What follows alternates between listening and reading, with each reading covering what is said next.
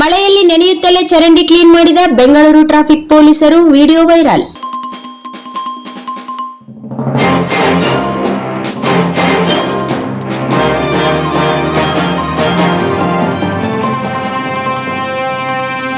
Silicon city ಬೆಂಗಳೂರಿನಲ್ಲಿ ಇತ್ತೀಚೆಗೆ ಸುರಿದ ಭಾರೀ ಮಳೆ ಪ್ರವಾಹದಂತಹ ಪರಿಸ್ಥಿತಿ ಮತ್ತು ಮೈಲಿಗಟ್ಟಲೆ ಸಾಲುಗಟ್ಟಿ ನಿಂತಿದ್ದ ಟ್ರಾಫಿಕ್ ಜಾಮ್ನಿಂದಾಗಿ ಇಡೀ ನಗರವೇ ಕಂಗೆಟ್ಟಿತ್ತು.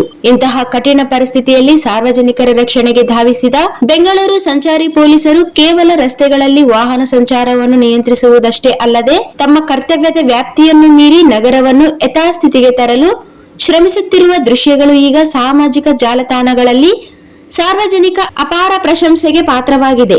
ಇದೀಗ ವಿಡಿಯೋವೊಂದನ್ನು ಬೆಂಗಳೂರು ಪೋಸ್ಟ್ ಎಂಬ ಎಕ್ಸ್ ಖಾತೆಯಲ್ಲಿ ಹಂಚಿಕೊಳ್ಳಲಾಗಿದೆ. ರಸ್ತೆಗಳ ಮೇಲೆ ಮೊಣಕಾಲಿನವರೆಗೆ ನೀರು ನಿಂತು ವಾಹನ ಸವಾರರು ಪರದಾಡುತ್ತಿದ್ದಾಗ ಸಂಚಾರಿ ಪೊಲೀಸರು ಕೇವಲ ಮೂಕ ಪ್ರೇಕ್ಷಕರಾಗಿ ನಿಲ್ಲಲಿಲ್ಲ.